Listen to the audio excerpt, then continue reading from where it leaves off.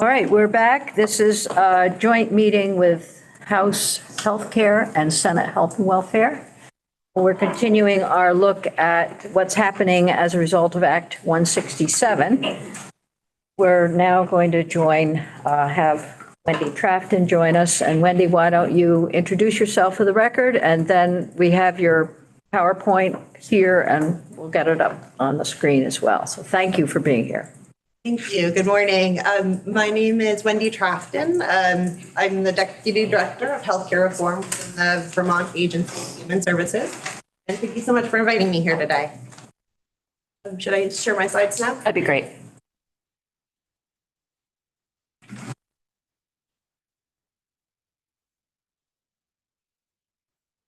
Excellent. You want to make it a little bigger if you can.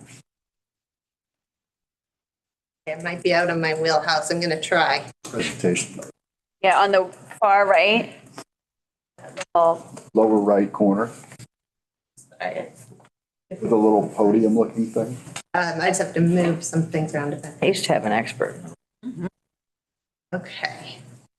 Oh, good. That's great. I just lost something. Okay. I think I got this. Great.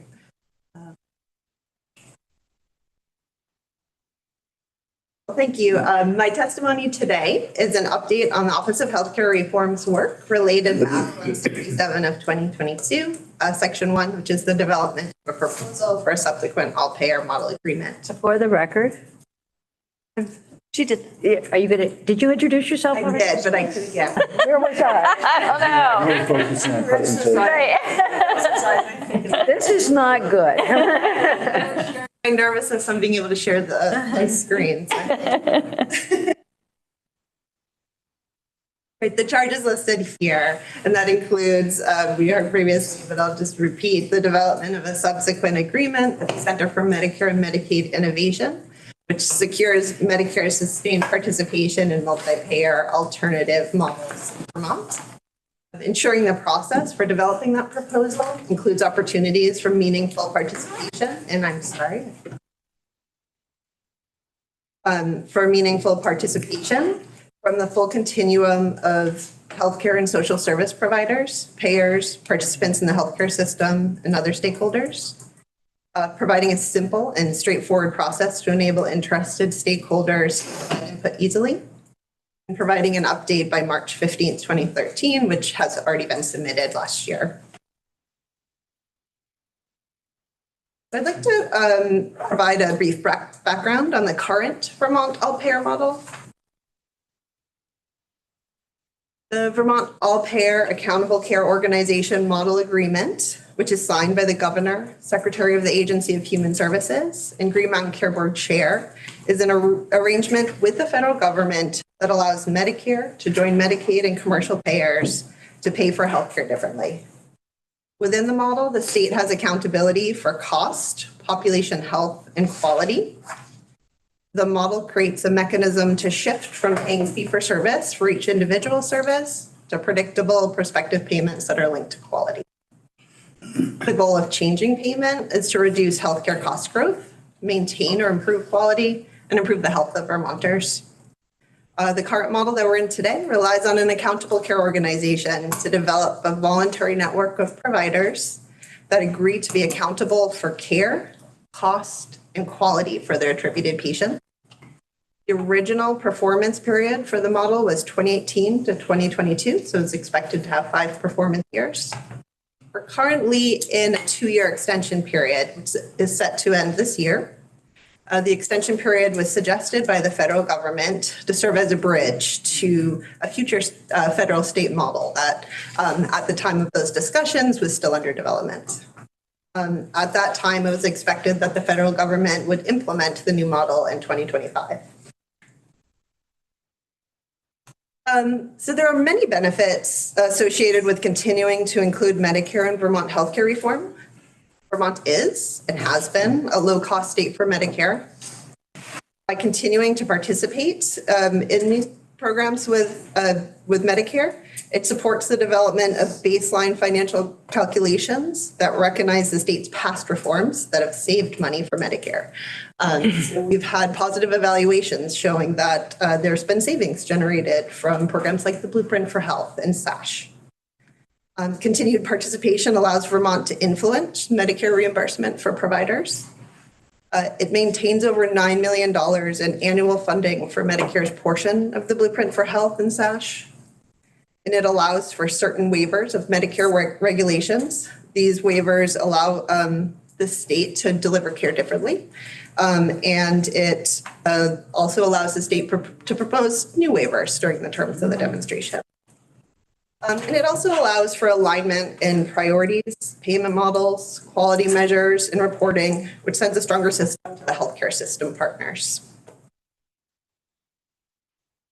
The Agency of Human Services and Green Mountain Care Board met regularly with CMMI, the Center for Medicare and Medicaid Innovation, while the new model was in development. During this time, we received significant feedback from providers and other partners regarding elements of a model that would be important to the state and in order to advance healthcare reform in a subsequent agreement. So our current partnership with the Center for Medicare and Medicaid Innovation allowed AHS and GMCV to educate and inform the federal team developing that model. We continuously reinforced a lot of the things we were hearing and have learned over time. Those are supporting rural provider stability and sustainability, recognizing concerns we're all hearing about workforce and inflation, increasing the predictability of payments. So although currently Medicare offers advanced payments under the model, it requires reconciliation of those payments back for service. Ensuring the right amount of revenue. So the state has been effective in keeping Medicare costs low, and new model methodologies, particularly ones that are multi-state methodologies, must recognize that's the Vermont has had. Need to support investments in preventive and community care, make sure that payment models and quality measures are aligned across payers as much as possible, and allow Vermont to move forward on important health care reform efforts. We've really been clear that transitioning to a new model should not require the state to move backwards, because there's been many successes we've achieved with the federal government and many of the demonstrations we've been a part of.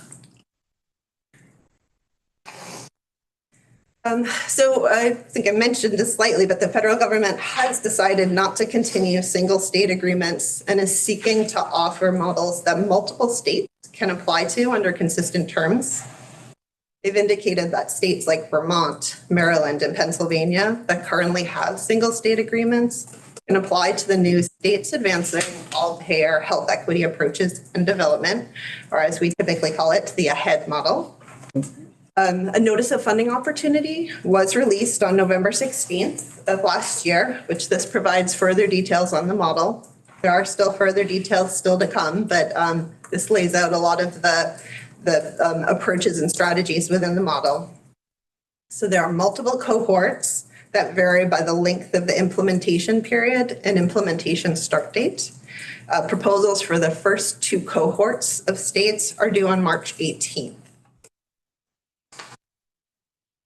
The earliest implementation date of the Medicare payment provisions of the model would be on January 1, 2026. And you have the states who want to start January 1, 2026 must apply for cohort 1 and be selected. So this timing means that the current model will need to be further extended, or Vermont would be reverting back to fee-for-service payments for Medicare and lose some of those other benefits I mentioned earlier in the presentation. The state and federal government are currently negotiating what a 2025 demonstration year might look like, with the goal of providing a smooth transition to a new multi-payer model in 2026. So as mentioned before, Act 167 directs the Director of Healthcare Reform to consider multiple elements in a new agreement. The AHEAD model does include many of those elements.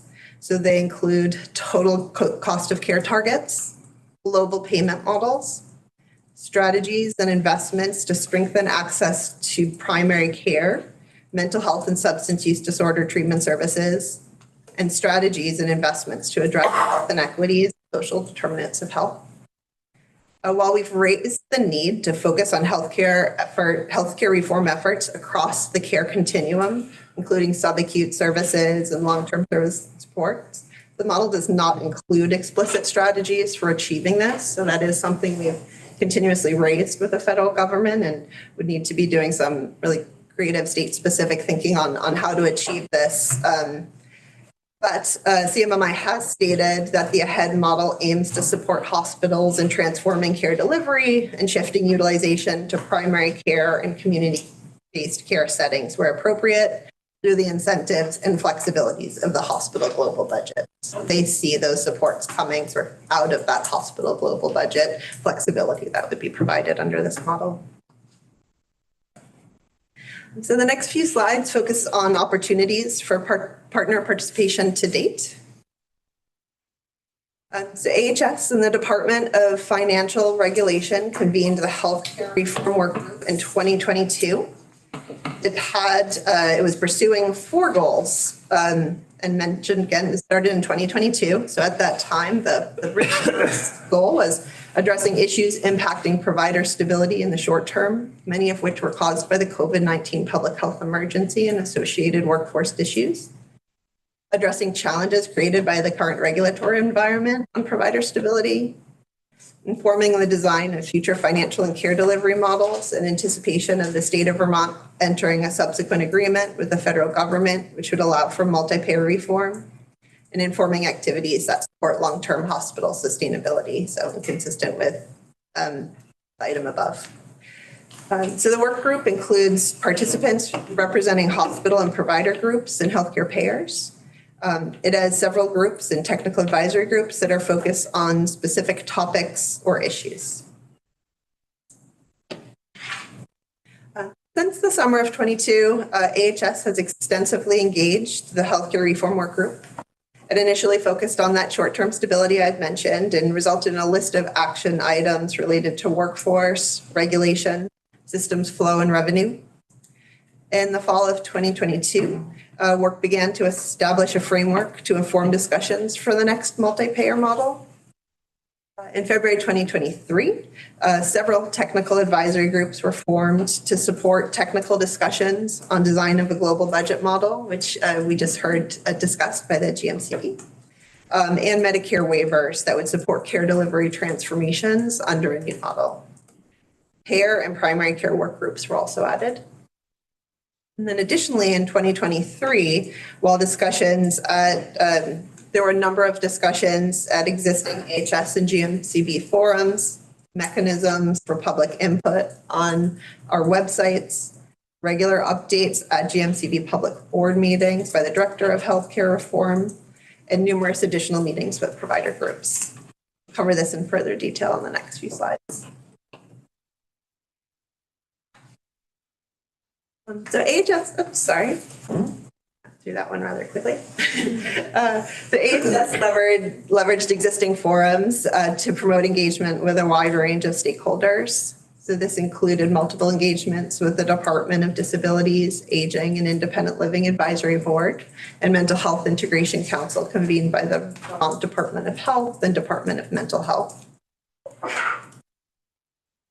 It also included engagement with the Green Mountain Care Board's Primary Care Advisory Group, meetings, which are now weekly with the Healthcare Association Coalition, which includes membership from the American Academy of Pediatrics Vermont, Bi-State Primary Care Association, Health First, Vermont Association of Adult Day Services, Vermont Association of Hospitals and Health Systems, Vermont Care Partners, Vermont Dental Society, Vermont Healthcare Association, Vermont Medical Society, and the VNAs of Vermont.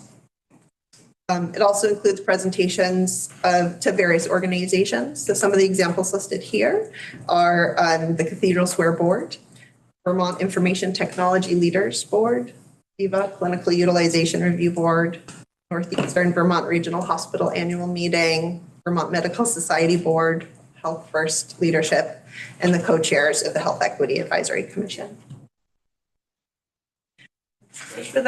That's our continued update from our March 16th, 2023 report. Can you do something for us? And that would be, let's just hypothesize that the AHEAD, we were accepted in the first round for the AHEAD participation. And then that became our program and implemented.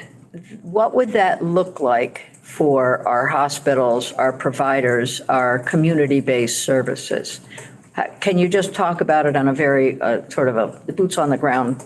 I can give you a sort of a high-level overview of the AHEAD model. And That would be good. okay, great. And we'd be, if invited, we'd be happy to come back and give a further. We can do that. I'm just understanding that Act 167 has significant influence in what's happening. I think Vermont is having an influence on what's happening Yes. at the federal level. And some of the reasons why the federal is moving from individual states to multi-state, seeing the benefit of what Vermont and Maryland's doing with their hospitals and Pennsylvania with their global budgeting. But we are having an influence, which is nice to know. So it would be helpful to hear about ahead of when it's happening. So the way the federal government sort of defines AHEAD is their goal is to collaborate with states to curb healthcare cost growth, improve population health, and advance health equity by reducing disparities in health outcomes. So far they've noted that this model would be available to up to 8 states. First, we mentioned that the application deadline is March 18th for the first cohorts. They've indicated they would select up to 5 states in that first selection period, preserving another 3 for the cohort 3. Just going to that timeline, since we're here and we have a timeline, a March timeline for negotiation or putting the no vote, responding to the request for funding piece.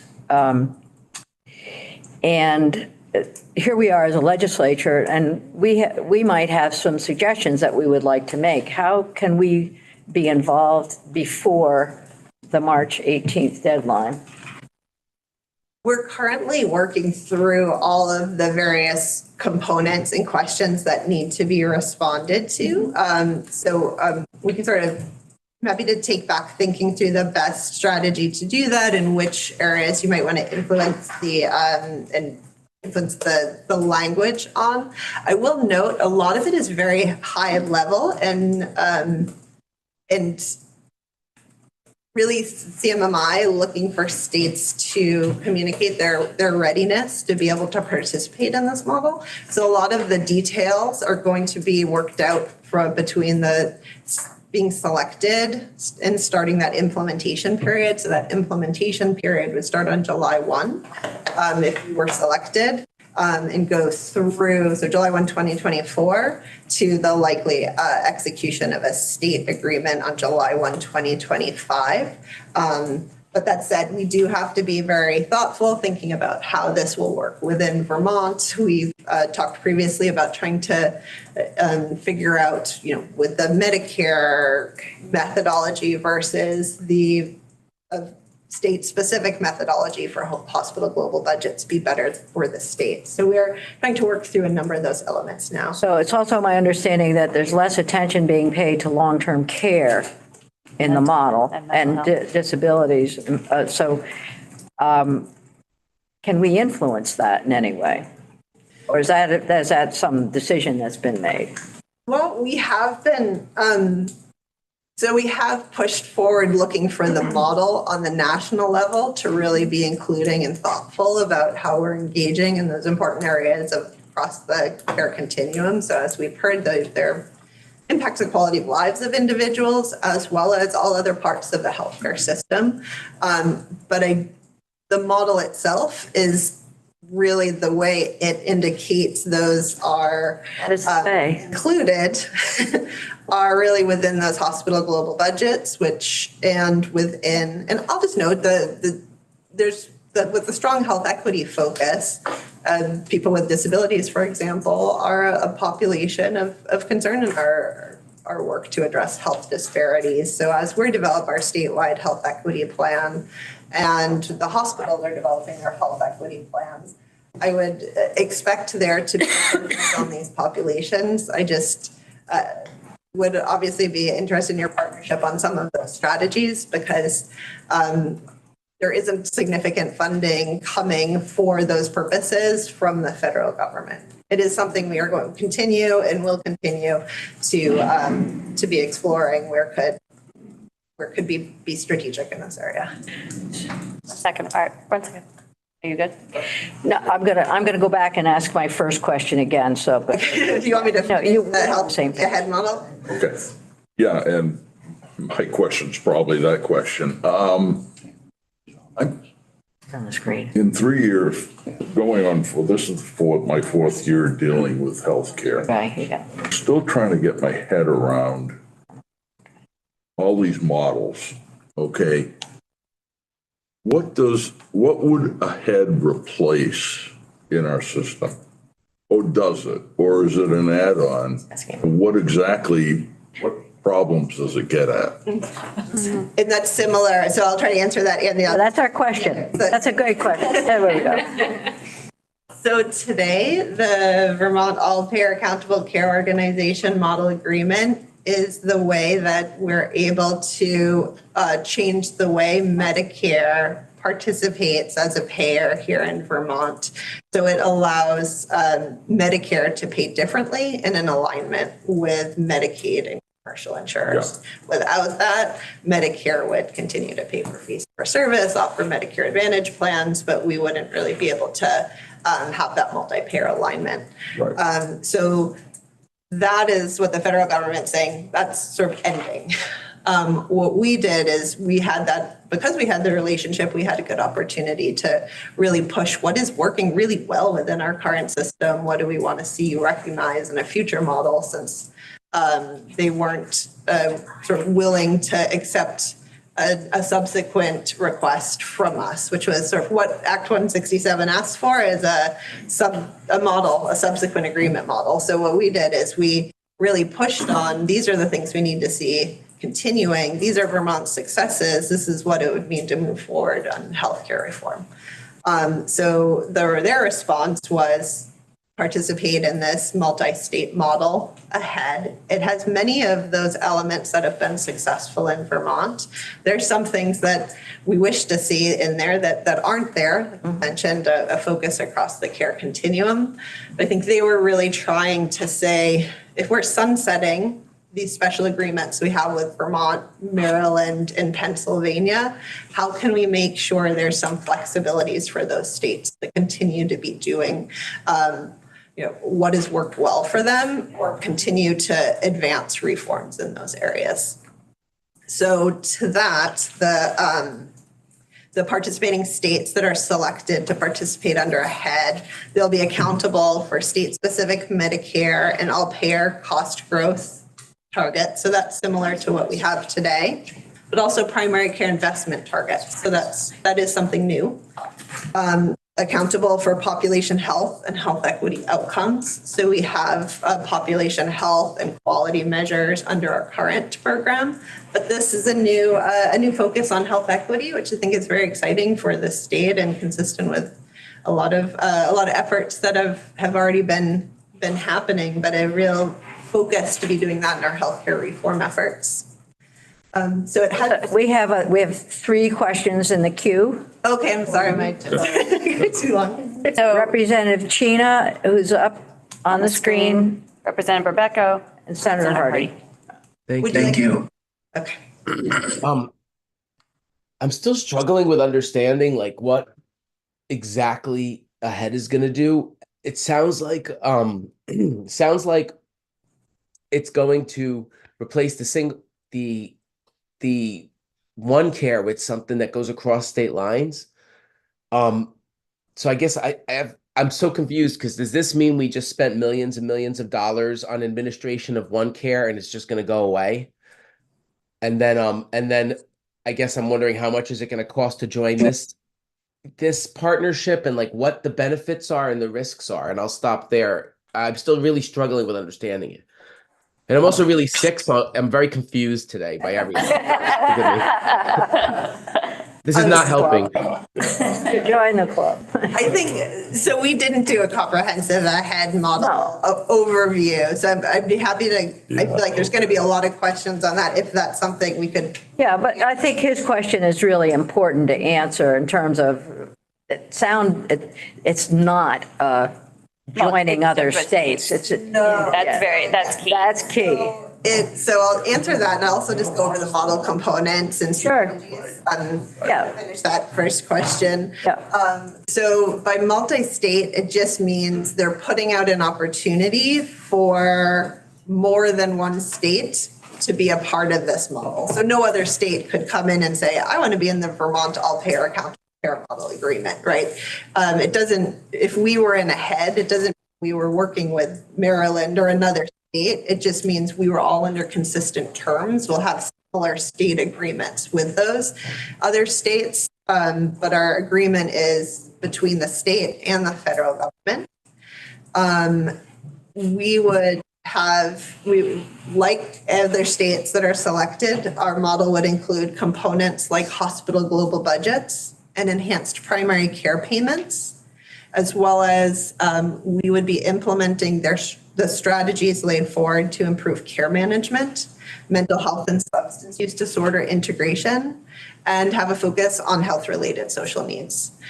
So there's flexibilities on how states do that, and we have a lot of work behind us to actually have a good step forward into doing this. So thinking about sort of the blueprint for health really puts us forward in being ready to do a lot of the advanced primary care work they're seeking and care integration. So we're a lot ahead of other states in that area. There's some other states that have done more in the hospital global budget space. So that will be newer for Vermont. But all of the up to 8 states selected will have those similar components. We'll learn from each other, but we're not compelled to work together in any other way. I think this is very exciting, and I'm so glad that we're beginning the conversation where we can all learn more about AHEAD. I've heard a couple of things. One is that what we've already done in Vermont has greatly informed this model and been a kind of significant component of building it. And also that we've had a visit from the director of CMMI recently. So I think that's very promising. I might go out on a limb to say that's very promising for our application. It also suggests that we might have some ability to be more innovative and step ahead of AHEAD in areas around where AHEAD really isn't going to get Vermont ahead. Like, if I understand right, correct me if I'm wrong, components of AHEAD in substance use and mental health are actually funded by the areas where providers are making cost savings, and aren't those reinvested into mental health and substance use? So if they're not making great savings, we're not going to have great investments in mental health and substance use. Is that how it works? Well, there are enhanced primary care payments, and we've been really pushing the fact that we need to continue Medicare's participation in Blueprint and SASH. So thinking about ways in which we continue to work on sort of Blueprint expansion efforts and using those, working with on those advanced primary care requirements under the model. I think that has some additional promise to meet what you're discussing, but also, yes, there aren't a lot of new dollars that they were saying, here's a new funding stream for these other areas across the care continuum, except real flexibilities in those, new flexibilities under hospital global budgets, as well as in the advanced primary care payments, which are an additional added PMPM payment for the related to this program. I want to understand that better. Thank you. Well, this is the first shot, right? Yeah. Senator Hardy, go ahead. Thank you, guys.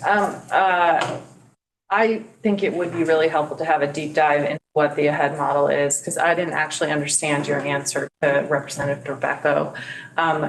And so that's concerning.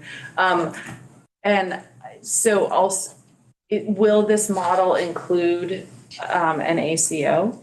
And if so, how will the ACO work in this model? So the model does not require an ACO. It's not an ACO model. I think thinking about functions that an organization like an ACO can perform is something that we're continuing to be able to think through, and that infrastructure that is currently available and supportive of our healthcare reform efforts, and how to make sure that some of those activities are continued. So that is an area that is a difference from our current model to the one today. And CMMI has indicated an ACO wouldn't coexist in the same way that our system does today. But that doesn't mean that the functions performed, some of the functions performed could not continue. So there's a possibility that we could take the couple good things in our ACO and get rid of most of the bad things in our ACO. The balance been more bad than good in my opinion, but is that a possibility? Yeah, I think opportunities for sort of that centralized infrastructure and support are ways that CMMI would allow those to continue under the model, but they would not allow a risk-bearing ACO to be a component. Okay, that's good. I We have her back to do a more deep dive. I'm sorry, but I didn't hear what you said. Could we do a more deep dive into the AHEAD model? Because So Senator, yes, one of the issues that we covered in our Health Reform Oversight Committee was a deep dive. And then I did provide my committee with the slides that you brought into that meeting. And this was an opportunity really to look at S167, and then we will come back to whatever we need to do going forward to offer some suggestions on the AHEAD model, and that will happen, so we'll have to do that sometime before March, but this is not. I did ask for a little bit of information on AHEAD today. I think we both did. But we'll have to get that possibly another day. But this is a very good conversation because I think it helps get some of the fundamental questions out that folks have. We did ask a number of questions during the HROC meeting. that was November 30th. Yeah. And we'll send out the link and the You can look at documents that from link. it. That'll get a start for anyone who'd like to do that. Yeah. Was it November 30th or November 5th? No, it was in the end of the month. Oh, we had to end it, we had to Yeah. put it at the end of the month. Okay. 29th or 30th, one of Yeah. those dates. Okay. I think what I would love, and we don't have to do it here, but a more clear understanding of you all is what you do need from the legislature before March. My understanding is any updates, changes, things we want to maybe get into the model is now only happening once we're accepted. So I'd love some clarity on that, if you can answer it now. And just in general, what do you need from us from March? How can we make sure that the intent of the legislature is included in the application? In the application, so right now, as I had mentioned before, we're really working through what are ways to be responsive to the questions laid out and which will be scored and be the way that the federal government decides which states to select. So we are working through those. I can't off the top of my head think of the specific areas where we might ask for persistence. But definitely once if we are selected and need to move through that, the negotiation process of what would the Vermont state agreement look like, I think that is an even more opportune time to be thinking about and having those conversations with CMMI. Because right now, as I mentioned before, we were meeting with them very regularly to inform the model, but as soon as this notice of funding opportunity was released, they're no longer allowed to talk with us. So we can't really influence the elements of it now until we're selected and can start those conversations again on the agreement during the pre-implementation period. So I think for those, I've heard some concerns from people that the legislature is not involved in this process. And so correct me if what I'm about to say is incorrect, but when we passed Act 167, we put our intent in legislation of what we wanted from a next all-payer model. That intent helped direct the conversations you all were having with Green Mountain Care Board in collaboration with the federal government. We've now gotten to a point where they have outlined the ideas and some of the basis behind the model. So now we apply for it. And then our intent will continue to evolve, and we will continue to provide our intent through the negotiation process. So although we don't specifically talk to the federal government, we provide you our intent during these phases for healthcare reform in Vermont. And that collaboration then happens at the agency level with the federal government. That's exactly right. And particularly where we had the slide where we went over the elements within Act 167, which were important to examine during a subsequent agreement. So that directed sort of our attention to those areas and our discussions with CMMI, and those further opportunities are forthcoming too, in which we would be engaging with you. Great, thank you. Right, so legislature passes its statutes and you do all the good work and then negotiate with the federal government to make it happen other places, but to take us a next step. I'll say forward. Yes. Yeah, so this is great. Other questions that folks have, understanding that this is just like the 1,000-foot, 10,000-foot level on the AHEAD model. Certainly both committees will have a chance to look at it further. Go ahead. Art? Yes, I'm looking at your first slide, you're the Office of Healthcare Reform. How do you interface with the Green Mountain Care Board trying to make its reform? How does that work? Yes, so we are within the Agency of Human Services. And I think there was a really great slide that the Green Mountain Care Board shared during their presentation with the various elements of Act 167 and where sort of GMCB took the lead and AHS collaborated versus where AHS took the lead and GMCB collaborated.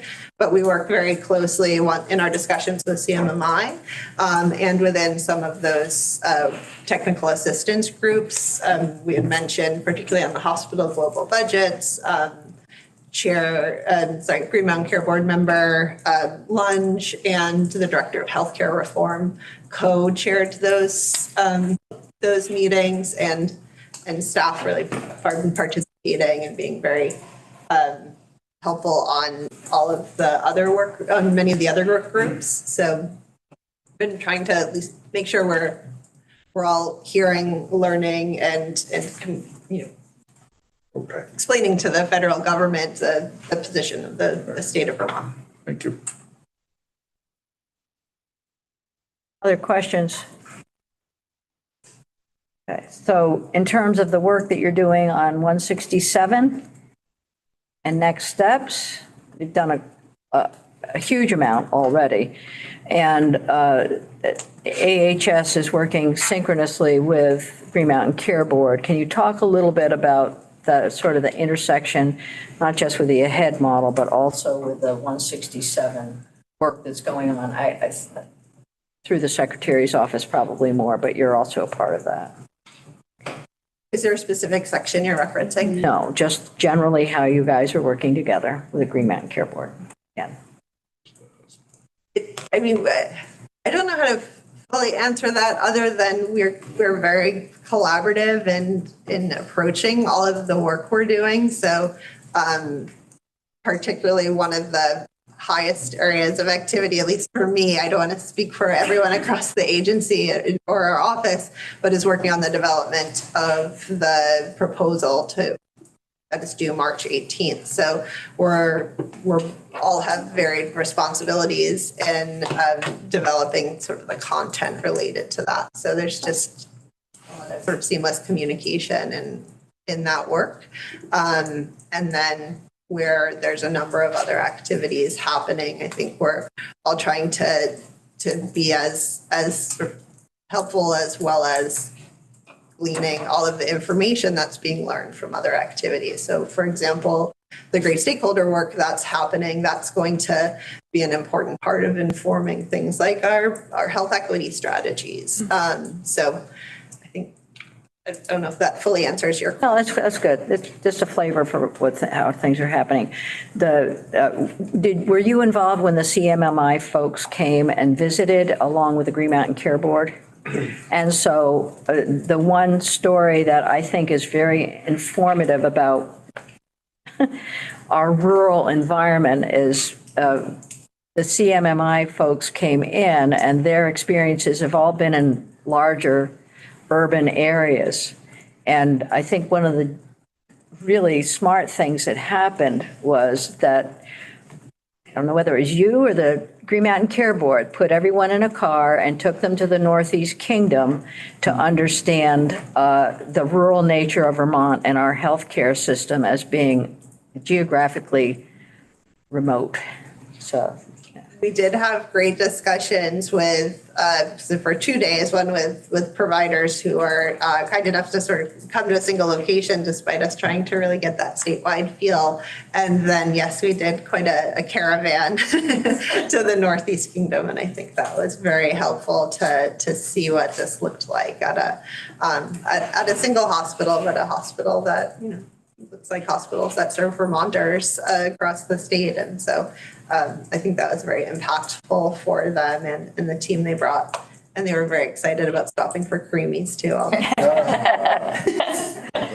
it's good. Well done.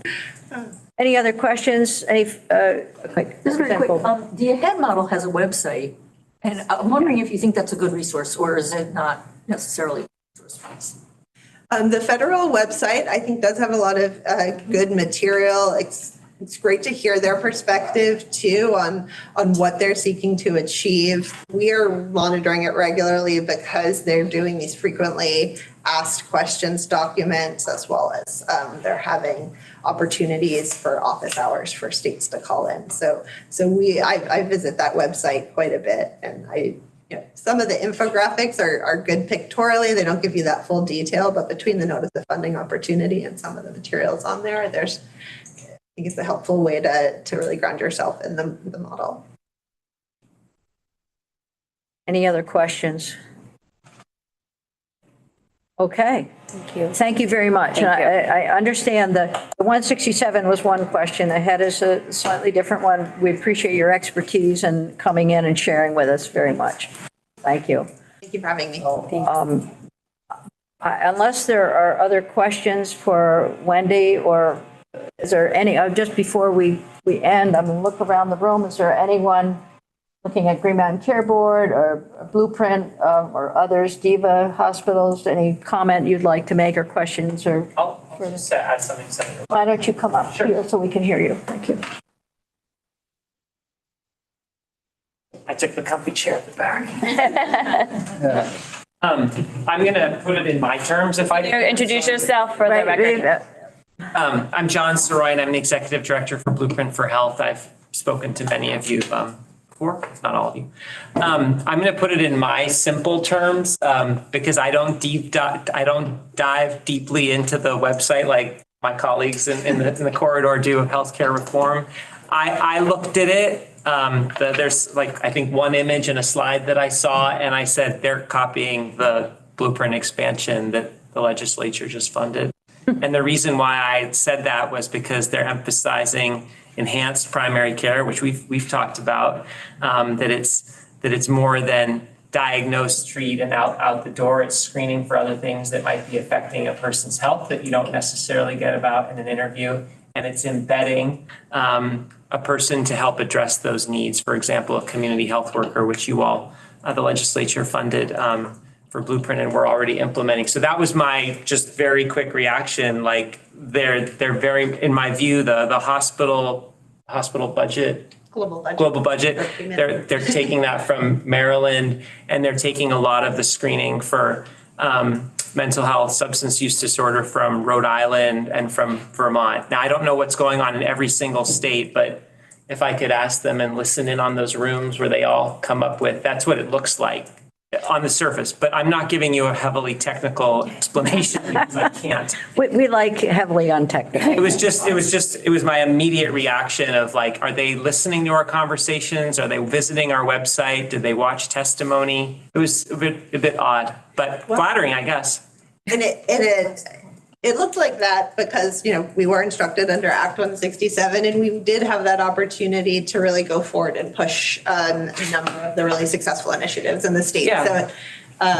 So they were listening. And I'm not prepared to give you all the dollar figures, but Medicare underpays into community health teams. They underpay into patient-centered medical home. They just do. They literally underpay. And we have evidence that people with Medicare take advantage, as they should, of community health team resources, that we're not getting our fair dollar amount from the federal government. I mean, that's just the way it looks. That's actually a big question. One of the concerns that I've had from the beginning is we're doing all of this and it's not an add-on, but it is an expansion in care and continuity of care. And the federal government has always underpaid the state of Vermont, and they do underpay Medicare. So what resources will we get? What incentive payments will we get? I know it's small, but we will get some incentive payments if we are selected for AHEAD. Was it $2 million? So there's sort of two funding streams. This is making me think about, there's the $17 PMPM per member per month payment for advanced primary care. So that goes to the eligible population. And then there's also, which you were referring to, the cooperative agreement funding. Yeah. So states who are selected can get $12 million to be spent That's better than two. on model implementation over the first 6 performance periods. So about up to $2 million per year, although one of those is a 6-month chunk. So the first 18 months is $4 million. Thank you. This was helpful. Yes. Thank you very much.